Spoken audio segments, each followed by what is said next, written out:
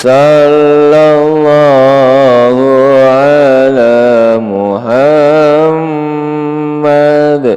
sallallahu alaihi wasallam.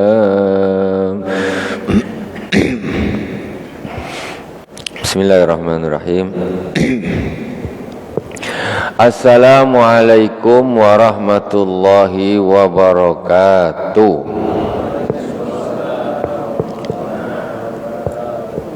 Innal hamdalillah nahmaduhu wa nasta'inuhu wa nastaghfiruh wa na'udzu billahi min shururi anfusina wa min sayyiati a'malina.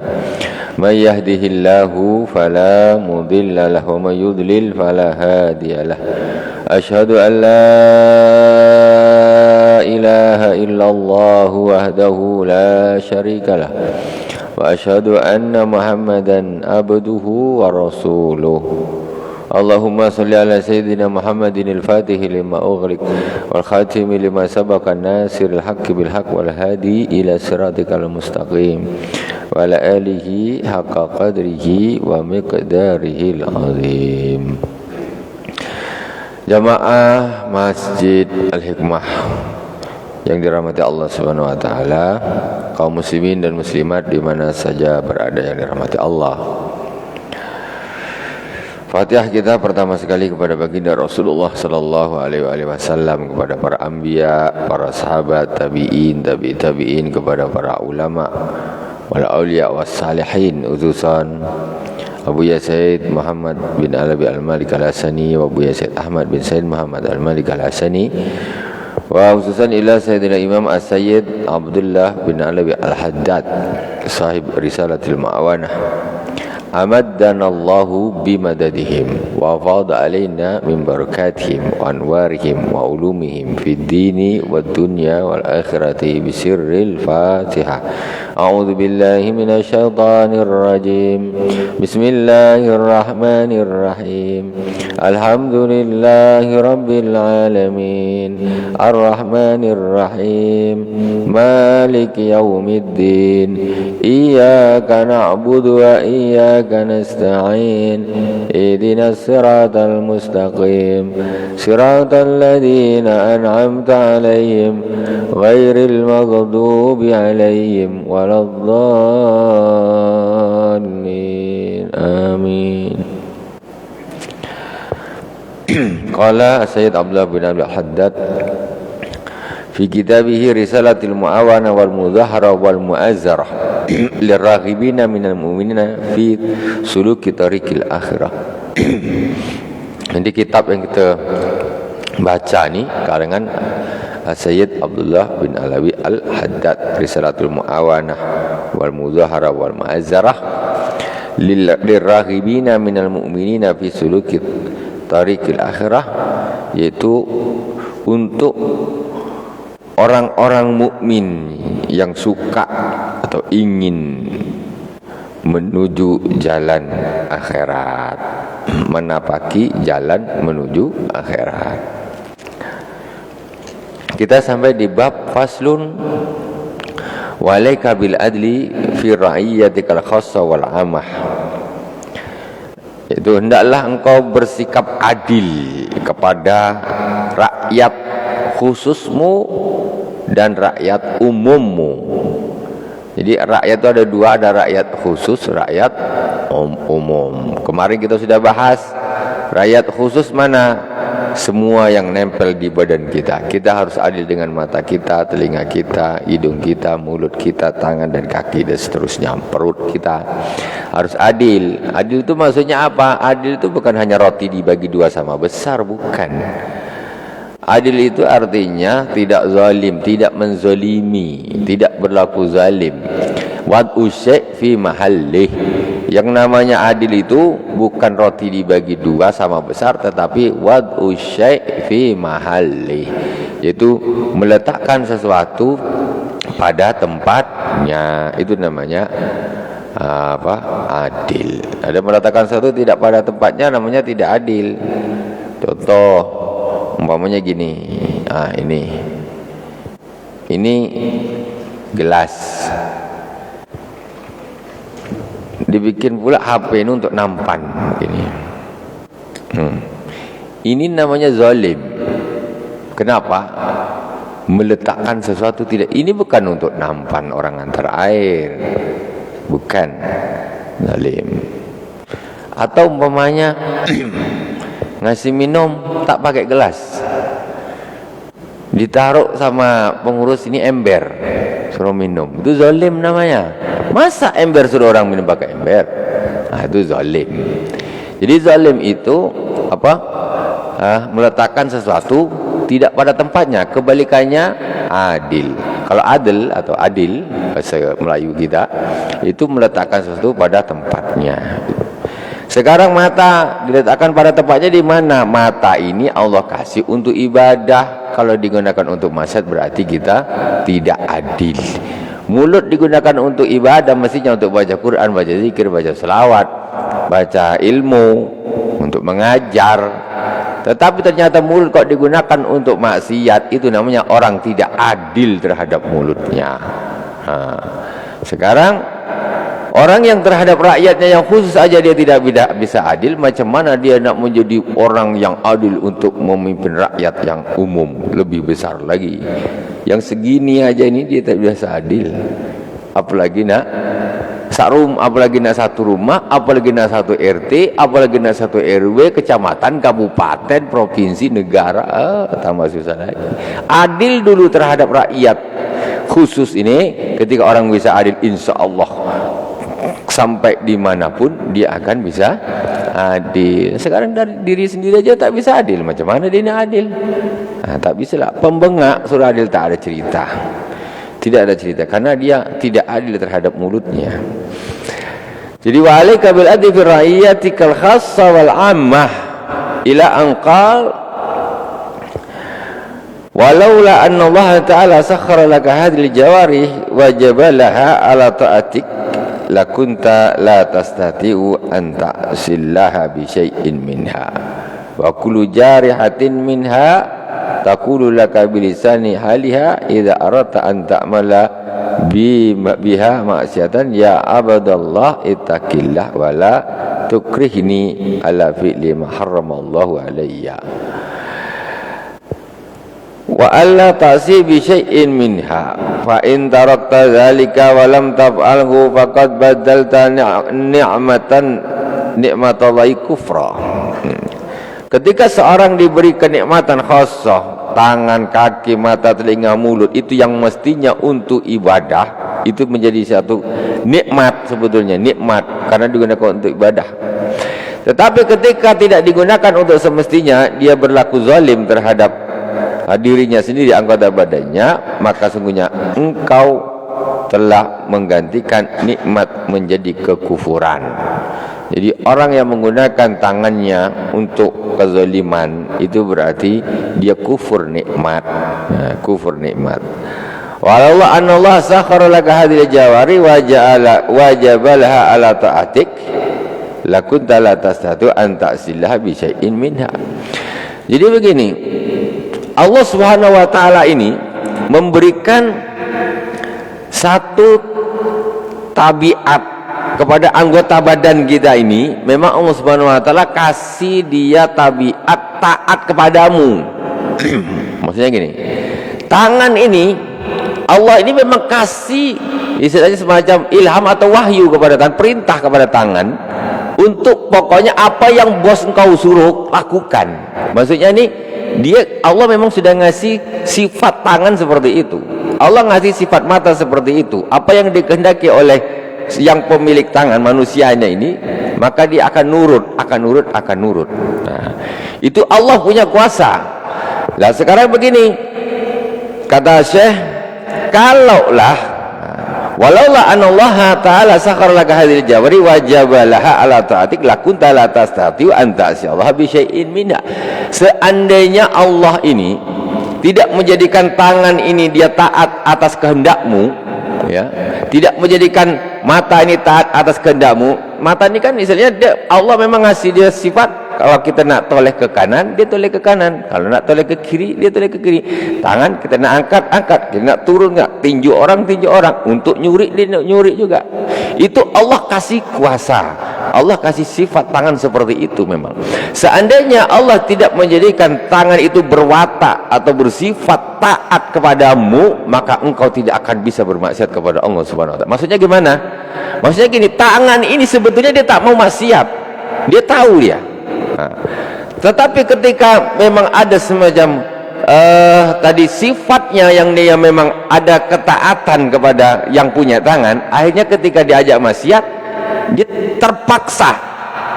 Tangan ini sebetulnya ketika dia naudzubillah ada tangan mencuri, itu sebetulnya tangan itu tidak mau mencuri, tapi karena sifat Allah tanamkan kepada tangan itu, dia taat kepada yang punya tangan, maka akhirnya dia mengambil. Jadi besok di akhirat tangan ini dia akan apa? Orang ini tidak akan bisa bicara, yang akan ngomong kan tangan kaki semuanya. Karena tangan ini tidak salah, sebetulnya dia tidak mau bermaksiat. Dia diciptakan oleh Allah menjadi makhluk yang taat kepada Allah, tak mau bermaksiat aslinya. Dia maksiat itu bukan karena dia yang mau, tetapi karena sifat yang Allah tanamkan kepada tangan untuk dia taat kepada pemilik tangan. Kayak gitu. Wa kullu jarihatin minha taqullaka bilisani haliha idza aradta an ta'mala biha ma'siyatan ya Abdullah ittaqillah wa la tukrihni ala fi'li ma haramallahu alayya. Jadi semua anggota badan ini, mau mata, mau mulut nih. Ketika seorang ingin bermaksiat dengan mulutnya, mulut ini dia protes sama tuannya, sama orang ini. Ya Abdullah, hamba Allah, bertakwalah kepada Allah, jangan kau paksa aku untuk bermaksiat kepada Allah, jangan kau paksa aku untuk melakukan hal yang diharamkan oleh Allah Subhanahu wa taala. Mulut ini hakikatnya dia tak mau maksiat, tapi tadi karena dia punya sifat dia taat kepada yang punya mulut, akhirnya dia terpaksa. Makanya besok yang dihisap nih siapa? Ya orangnya, bukan mulutnya. Itu. Karena dia itu makhluk, mulut kita itu makhluk yang taat kepada Allah. Wa idza asaitallaha bima tarju ila Allah wa taqulu qad nahaitahu ya rabbi falam yasma wa ana bari'un mimma sana. Kemudian ketika terjadi kemaksiatan, orang ini mulutnya suka bohong, fitnah orang, enggak amanah, tangan enggak amanah, segala macam enggak amanah. Ketika maksiat itu terjadi, maka mulut ini akan berkata kepada Allah Subhanahu wa taala, qad nahaitahu ya rabbi falam yasma wa ana bari'un bima sana. Ya Allah, ya Tuhanku, sesungguhnya engkau telah melarang si fulan ini untuk melakukan hal tersebut. Engkau telah melarang, tapi karena dia melakukannya, aku kan hanya terbawa saja. Maka ana bari'un bima sana, ya Allah, maka aku berlepas diri dari apa yang dia lakukan. Makanya tangan besok justru dia akan menjadi saksi bagi orang sendiri. Nah gitu, memang aslinya bukan maunya tangan itu. Kemudian wasaufa taqifu baina yadayillahi ta'ala wa tantiqu jawaruka syahidatan laka bima amilta biha min khairin.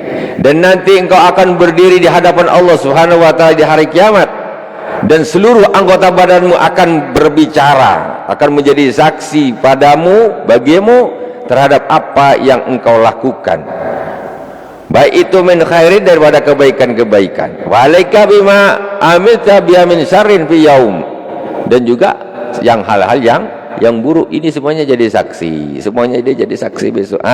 Tangan, Allah dulu, tangan nih pernah tanda tangan yang bukan haknya, ngambil bukan haknya, ini. Jadi saksi dia, karena dia yang menjadi sarana, walaupun bukan kemauannya dia. Nah, jadi orang itu nanti besok di akhirat, semua anggota badannya tidak berpihak kepadanya. Semua anggota badan yang digunakan untuk bermaksiat kepada Allah di dunia ini tidak akan berpihak kepada, justru akan menjadi saksi. Ini dulu saya digunakan untuk ini, saya gunakan untuk ini, saya gunakan untuk ini. Semuanya menjadi saksi pemberat bagi orang yang punya tangan, punya anggota badan tersebut. Enggak ngeblok ke sana, cuma lengket aja, karena lengket aja. Tapi besok jadi saksi dia. Dia tidak akan apa istilahnya Bari katanya, anda bari, pokoknya saya nggak ikut-ikut, tidak ikut-ikut urusan-urusan maksiat ini, pokoknya saya tidak ikut-ikut. Kata tangan dan lain sebagainya. La maradda lahu min Allahi ma lakum min malja'in yawma idzin wa ma lakum min nakir yawma la yanfa'u malu wa la banun illa man atallaha biqalbin salim. Jadi besok di hari akhirat maka sudah tidak ada lagi tempat untuk mengungsi, tidak ada. Maksudnya tidak bisa ngapa-ngapain sudah, nggak bisa lari sudah. Ya sudah, kau pendosa ya pendosa, semua sudah jadi saksi, nggak bisa lagi. Nah, kamu juga sudah tidak bisa ingkar lagi. Mau ingkar gimana? Ini tangan yang digunakan untuk maksiat kemarin dan aku sendiri, kaki dan aku, mata dan aku, mulut dan aku. Kata mulut, aku digunakan di dunia ini untuk ngerasain orang saja, untuk berbohong, menfitnah saja. Ya sudah, mau ngapain orangnya? Nggak bisa, mulutnya saja belot, nggak mau ngikut. Sekarang iya, mereka mulut itu terpaksa mengikuti tuannya. Wa ani biraiyatikal amma, itu tentang masalah rakyat yang khusus itu tadi semuanya. Jadi kita harus menjadi pemimpin yang baik, yang adil terhadap pertama rakyat khusus, yaitu anggota badan kita sendiri. Kemudian masuk kita ke pembahasan adil pada rakyat yang umum, ammah. Wa ani biraiyatikal ammah man ja'alallahu laka alaihi wilayatun, man ja'alallahu laka alaihi wilayatun min waladin wa zaujatin wa mamlukin wa kullu haula'i min ra'iyyatik. Sedangkan yang dimaksud dengan rakyat secara umum yaitu orang-orang yang Allah jadikan dia milikmu, orang-orang yang engkau jadikan dia di atas kekuasaanmu, yaitu diantaranya anak, istri, hamba sahaya, itu semuanya adalah rakyatmu. Ini semua tanggung jawab nanti, harus adil pada anak, kepada istri, hamba sahaya, semuanya orang-orang yang dalam tanggungan kita. Nah, itu baru kepala rumah tangga, belum kepala negara tuh. Kepala rumah tangga itu sudah ada tanggung jawabnya. Anaknya kemana kok tidak sholat, anaknya kemana kok tak menutup aurat, anaknya kemana kok tiap hari mabuk, anaknya kemana kok jadi maling. Itu semua kena tanggung jawab nanti di akhirat. Jaga-jaga tuh, punya anak macam dilepas gitu, macam anak penyu. Tak mau tahu, tak jadi berandal, tak jadi apa, sholat tak sholat, bantai engkau lah anak, terserah semua. Itu maksud tanggung jawab di hadapan Allah Subhanahu wa taala. Kullukum ra'in wa kullukum mas'ulun an ra'iyatih. Setiap kalian adalah pemimpin dan setiap kalian akan ditanya tentang rakyatnya. Rakyat terkecil yaitu anggota rumah tangga, semua di bawah tanggung jawab ketua rumah tangganya, kepala rumah tangganya. Ini baru sekut rumah tangga nih, dah berat nih. Belum lagi tahu RT, RW dan seterusnya. Rumah tangga dulu kita coba macam mana beratnya. Wal wajibu alaika irsaduhum ilal qiyami bima faradallahu alaihim min ta'atih wa ma harrama alaihim min ma'siyati. Dan wajib bagimu menunjukkan kepada mereka, mengarahkan kepada mereka untuk melakukan apa-apa yang difardukan oleh Allah Subhanahu wa taala. Ya, dan untuk menjauhi apa-apa yang diharamkan oleh Allah Subhanahu wa taala dari kemaksiatan wajib. Jadi zaman sekarang kadang-kadang bapak-bapaknya putus asa nengok anaknya degil lah, bantai kau lah, nah, dah tak sholat pun dah. Kadang-kadang yang repot nih, anaknya tak sholat dibiarkan aja. Ini yang repot. Kadang-kadang ada lagi, anaknya dah sholat, dah bagus, ada calon menantu tak sholat, diterima juga. Akhirnya anaknya ketularan tak sholat, cucunya jadi tidak sholat. Nah ini masalah. Pertama kalau nak cari menantu, tanya dulu sholatmu macam mana. Itu kalau belum istiqomah, kau pergi balik dulu nak, tobat dulu sekian bulan, atau tahun depan datang lagi aku terima. Kalau tak ada cerita. Kau macam mana? Kau mendidik dirimu sendiri aja kau tak bisa, apalagi kau nak mendidik istrimu, apalagi nak mendidik anak-anakmu. Tak ada cerita. Jangan kau bawa anakku, cucuku masuk neraka. Kau nak pergi neraka, kau pergi sendiri saja, tak usah ngajak-ngajak orang lain. Taubat dulu. Karena kullukum ra'in wa kullukum mas'ulun an ra'iyati. Coba orang tua calon mertua itu berpikir seperti itu untuk mencari menantu. Tentu dia akan mempunyai keturunan yang solihin dan solihat. Sekarang yang dia tanya, kerja apa nak kamu nak? Itulah pertanyaan ditanya. Mesti itu tuh, mesti itu. Habis itu uang belanja berapa nak? Berani? Ngadu kata dia, kalau pakai kain sarung tak berani datang. Tak berani. Jadi pertama itu tanya, kerja apa nak? Gitu langsung. Ngeder dia, honorer kata dia. Alamak, lah kau kalau nak nabung 50 juta nak berapa tahun nak ngawin anak aku? Lah sudah kata dia. Jangan gitulah Bu, tanya. Nak, macam mana kau sholatnya? Istiqomah tak? Kalau dah gini-gini, jangan dulu. Kalau belum istiqomah, kau istiqomahkan dulu sholat kau.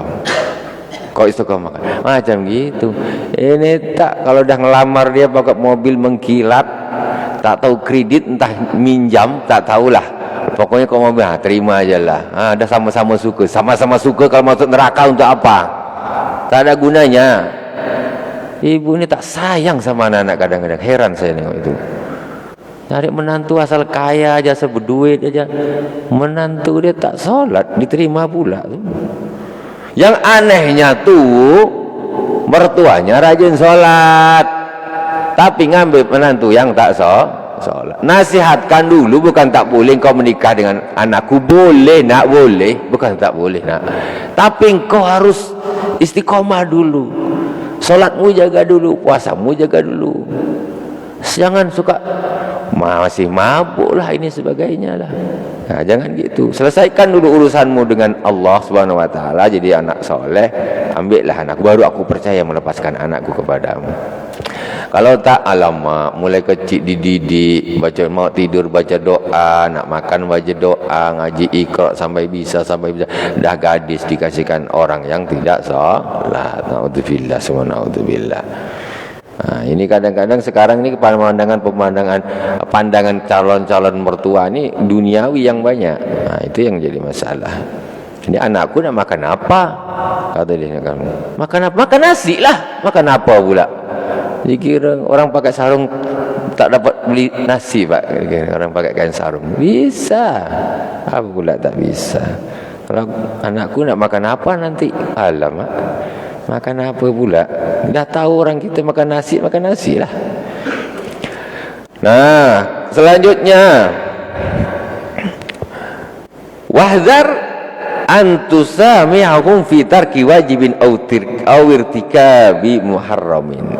Hati-hati, jangan engkau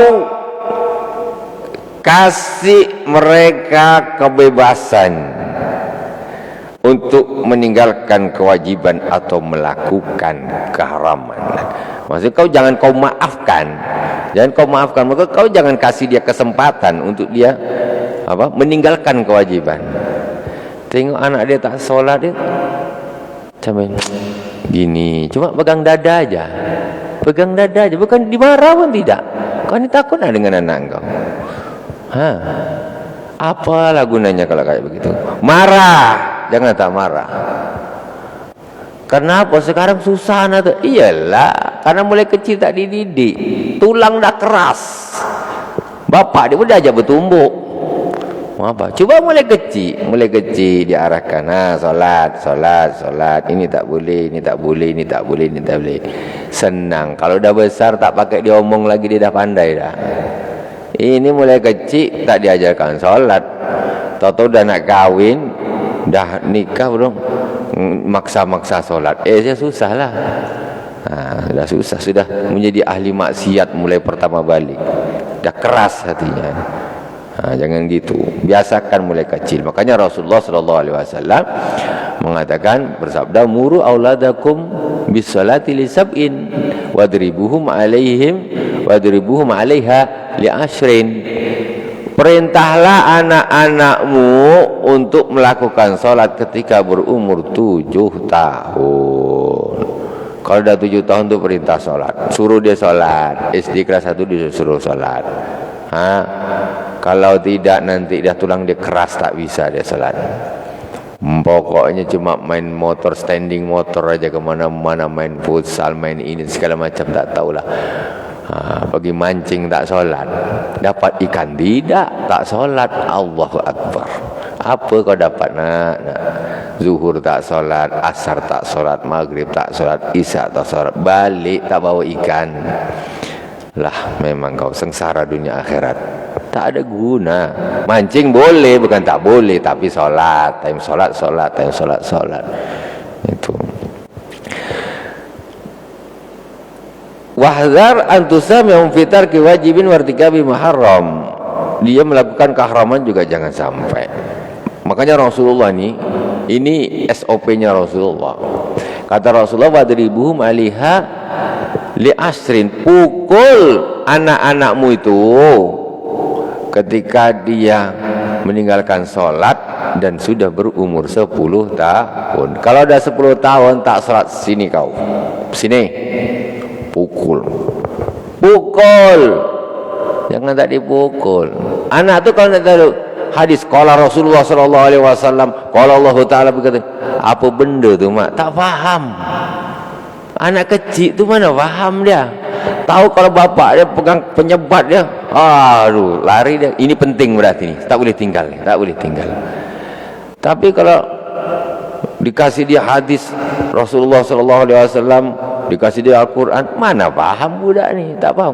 Kasih dia rotan baru dia paham. Dan nanti ketika dia dah besar baru dia, Masya Allah, terima kasih untuk mama dan bapak dulu galak didik saya solat. Jadi kebanyakan sekarang orang-orang kaum muslimin yang meninggalkan solat itu kebanyakan karena bapak dan mamanya tidak galak di dalam menyuruh solat. Itu dia dah terbiasa terkejut tak solat. Udah bujang selu aja. Coba mamanya galak betul, bukan galak tak betul. Ini galak bukan aku nyuruh galak tak betul. Galaknya galak betul. Rasulullah bilang kalau 10 tahun tak sholat, pukul. Cuman di tempat yang tidak mematahkan atau pendarahan atau berbahaya. Sekedar dia jerah saja. Ada orang cerita anak dia, ini bapaknya bagus, top, lumayan. Jadi anak dia memang, anak ini kalau tidak betul-betul pandai-pandai anak sekarang.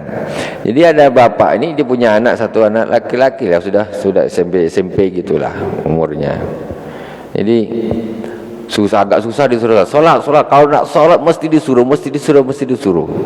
Time di rumah solatlah dia anak ni. Ke sumur lah dia, kamar mandi lah, basah-basah muka, tengok tangan basah, muka basah.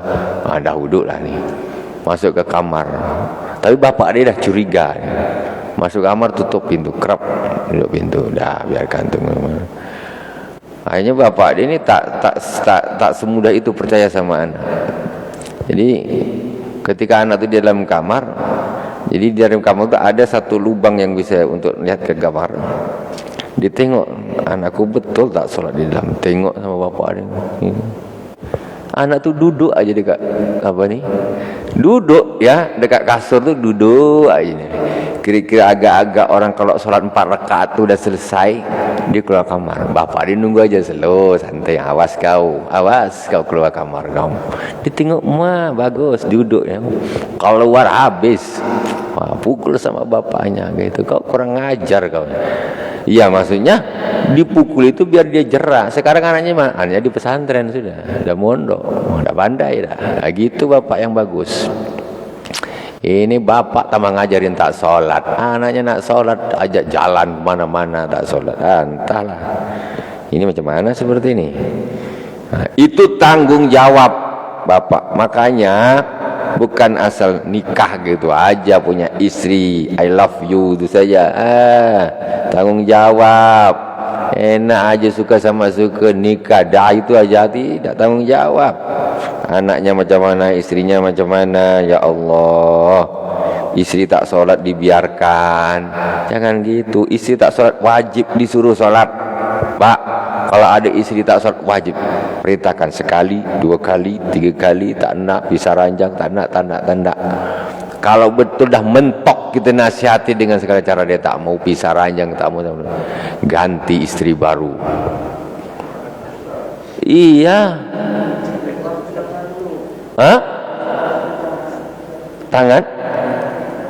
Iya, maksudnya itu masuk. Kena. Boleh memukul istri ketika dia tidak sholat, boleh. Tetapi dilihat ketika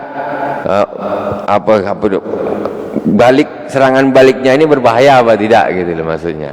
Dilihat. Boleh. Dah mentok gitu tak mau juga, memang tak bisa jadi ini. Ganti baru sajalah. Gitu. Apa nak diharap? Kalau dah mamaknya macam gitu, anaknya mau jadi apa? Gitu. Kita memang harus disuruh cari wanita solehah kok. Kalau dia mau, bukan tak mau sama dia, mau. Tapi kau sholatlah. Bukan aku tak mau sama engkau, abang mau sama engkau, dia cinta sama engkau. Tapi cinta karena Allah. Kalau kau taat kepada Allah, abang cintalah. Kalau tak mungkin aku nak dulukan kau daripada Allah. Tak mungkin lah. Karena surga itu bukan punya engkau, Allah yang punya surga itu. Kenapa aku harus cinta, aku lebih cinta sama engkau daripada cinta sama Allah Subhanahu wa taala? Tak mungkin lah. Aku dah nasihatkan kau habis-habisan. Dah kau pilih.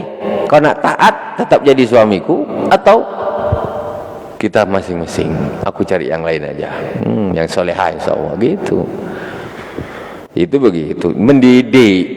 Bukan ini tak dididik dulu langsung aja, tak gitu juga. Harus dididik, ada tahapannya, dibiarin gini apa gitu. Itu namanya nusuz, wanita yang durhaka, ya, istri yang durhaka. Karena wanita kalau istri nggak solehah itu, Bu, masya Allah, istri nggak sholat tuh nggak ada berkahnya di rumah. Masaknya nggak berkah, anaknya segala macam. Ketika terjadi anak dari sel sperma dan ovum yang tidak sholat, ini jatuhnya jadi tidak berkah, keturunannya tidak berkah. Makanya kata orang peribahasa, buah itu tidak akan jatuh jauh dari pohonnya. Itu masalahnya di situ. Nah, makanya kalau kepengen anak soleh, mamanya harus soleh, bapaknya juga lah, jangan mamanya aja. Ini tak, mamanya habis Quran, bapaknya tak sholat, sama aja. Ya harus imbang-imbang dua-duanya lah. Waqad warada wad'uhum ila ma fihi tijahahum, wad'uhum ila ma fihi najatuhum wa sa'adatuhum fid daril akhirah. Ajak mereka kepada sesuatu yang di situ ada keselamatannya dan kebahagiaannya di akhirat. Maksudnya diajak taat sama Allah, ajak taat, salat, puasa, nah, taat. Ngaji.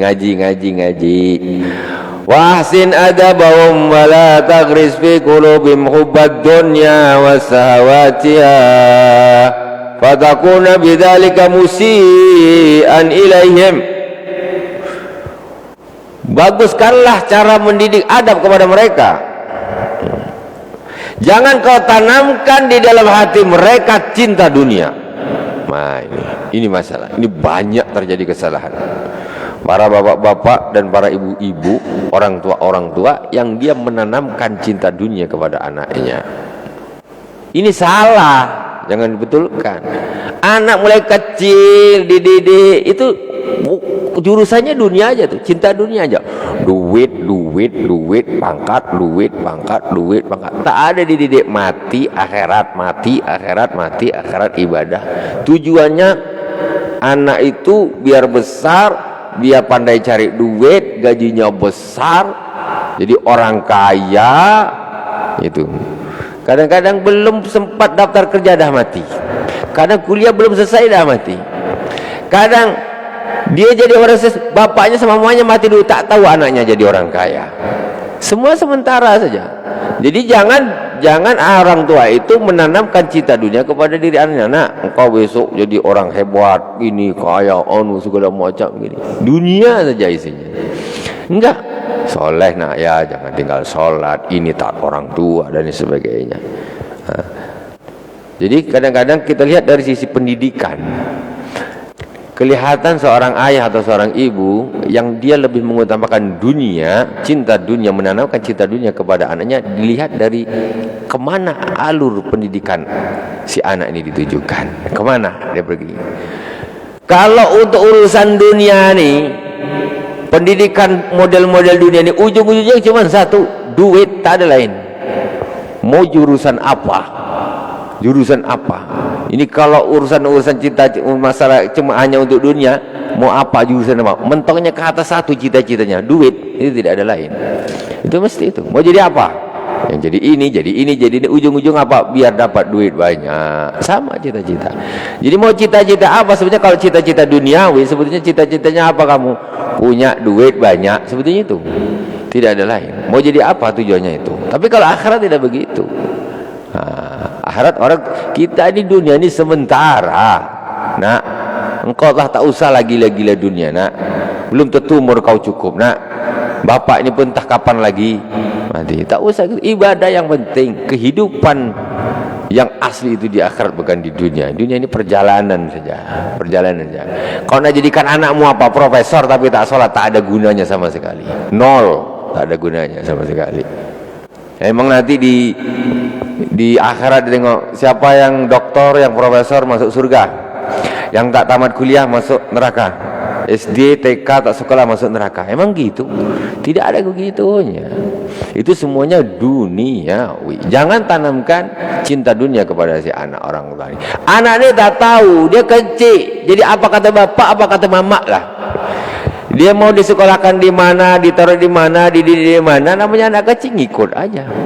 Tapi ketika nanti dia sudah besar, apa yang ditanamkan ayahnya itulah yang dia tahu. Makanya seorang anak yang begini, ketika Masya Allah, ketika Allah Subhanahu Wa Taala di akhir hayatnya memberi dia hidayah, baru dia berpikir, aku dulu kenapa ya begitu, aku dulu kenapa begitu. Salah didikan namanya, salah didikan si ayah. Jadi kita kadang-kadang memang fokus kita ini kepada dunia, kepada harta, jadi kapitalis lah, duniawi. Orang-orang soleh tidak ada yang seperti itu mendidik anaknya, nggak ada. Fatakunu bidzalika musian ilaihim, kalau engkau menanamkan cinta dunia kepada hati anak-anakmu, kau berarti telah berbuat salah kepada mereka, berbuat salah. Mereka itu kertas putih, kau nak gambar apa, jadi dia. Kau nak tulis gambar merah, biru, hijau, kuning.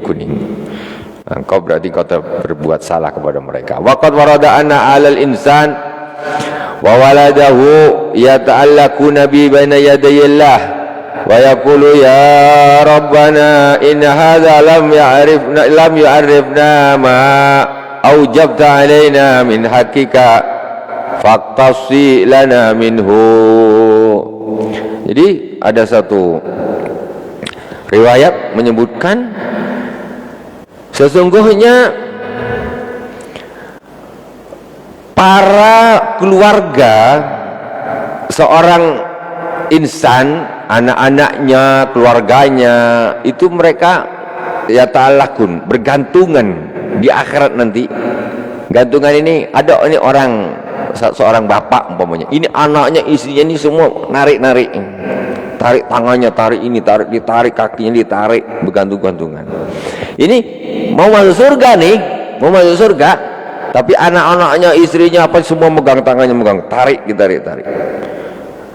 Ya talaquna bi baina yadayhi, di hadapan Allah Subhanahu wa taala bergantungan. Wa yaqulun ya rabbana in hadza lam ya'rifna ma aujabta alaina. Ya Tuhan kami, ya Allah, sesungguhnya orang ini dia tidak mengajarkan kepada kami apa yang kau wajibkan kepada kami. Dia nih tak tunjukkan aku kalau sholat itu wajib, biarkan saja bapakku ini sholatku, aku tak sholat dibiarkan, aku tak puasa dibiarkan, aku mabuk dibiarkan. Dia tak ngasih tahu. Ditariknya si bapaknya ini. Kemudian min hakika faktasilana minhu. Kata si anaknya, maka kami minta balasan juga. Aku tidak terima. Aku tidak terima. Jadi dia harus sama-sama dengan kami. Jangan pula dia enak-enakan ya, masuk surga, kami gara-gara dia masuk neraka bareng-bareng, hanya tidak jadi masuk surga. Walaupun rajin sholat, bapaknya rajin sholat di masjid, rakaat selalu di saf pertama, tapi anaknya tidak sholat, cucunya tidak sholat, menantunya tidak sholat. Ini akan menjadi bencana di akhirat nanti. Itu kewajiban. Jadi kalau dah punya anak, wajib sholat sampai mati, itu wajib. Jangan sampai terlepas anak itu tidak, nggak ada gunanya kalau dia justru menyeret orang tuanya ke neraka. Wa alaika bi muamalatihim bil adli wal fadli wa amal adlu fa huwa an tuwaffihim uquqahum allati awjaba Allahu lahum alaika minan nafaqati wal kiswati wal muasharati bil ma'ruf wa minal adli al wajibi an da'a ba'dahum an zulmi ba'din wa taqsa li madlumihim ma min zalimihim. Wa fil hadis innal abda yaktubu jabbara, dan hendaklah engkau bermuamalah dengan mereka dengan adil, engkau bersikap dengan mereka, yaitu keluargamu itu dengan adil dan fadl dan dengan keutamaan. Yang namanya adil itu apa? Engkau harus memenuhi hak-hak mereka yang diwajibkan kepadamu, nafkah, baju, terus digauli dengan baik. Bapak wajib menafkahi anaknya. Jangan-jangan mentang-mentang mamanya ada dicerai, anaknya tak dikasih makan, dosa. Wallahu subhanahu wa ta'ala a'lam. Subhanakallahumma wa bihamdik, asyhadu an la ilaha illa anta, astaghfiruka wa atubu ilaik. Wa sallallahu ala sayyidina Muhammadin wa ala alihi wa sahbihi wa baraka wa sallam. Walhamdulillahirabbil alamin. Wassalamualaikum warahmatullahi wabarakatuh.